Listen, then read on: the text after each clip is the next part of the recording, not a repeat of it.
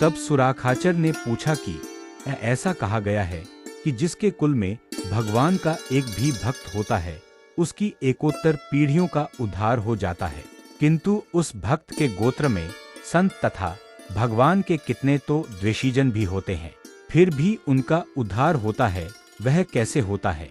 तब श्रीजी महाराज बोले, जैसे देवहूति ने कर्दम ऋषि के साथ पतिरूप में भाव रखते हुए संग किया था, तो भी कर्दम ऋषि में स्नेह रहने के कारण उसका उद्धार हो गया, तथा सौभरी ऋषि का सुंदर रूप देखकर ही उनके साथ मांधाता राजा की 50 पुत्रियों ने विवाह किया।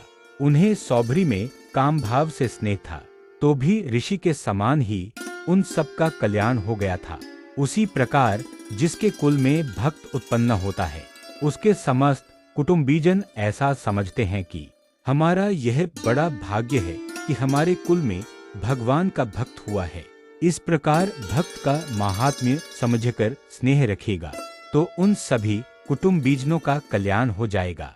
और जो पितृ आदि मरकर स्वर्ग में गए हों और वे भी यदि ऐसा समझें कि हमारे कुल में भगवान का भक्त हुआ है, यह हमारा बड़ा भाग्य है, ऐसा समझकर वे भगवान के भक्त से स्नेह रखें तो उन पितरों का भी कल्याण हो जाता है।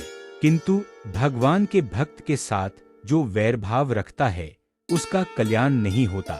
वह ज्यों-ज्यों भगवान के भक्त के साथ वैर करता रहता है, त्यों-त्यों उसकी बुद्धि भ्रष्ट हो जाती है, तथा जब वह शरीर छोड़ता है तब वह उसी नरककुंड को प्राप्त होता है जहाँ पंचमहापाप करने वाले पड़े रहते हैं। इसलिए भगवान के भक्त से स्नेह रखने वालों का कल्याण ही होता है, भले ही वे संबंधी हों या अन्य जन, सभी का कल्याण होता है। फिर नाजा भक्त ने पूछा कि भगवान के भक्तों में एक तो दृढ़ निश्चय वाला हो तथा दूसरा कम निश्चय वाला हो, ये दोनों ऊपर से अच्छे भक्त लगते हैं, परंतु उनकी यथार्थ पहचान किस प्रकार की जा सकती है।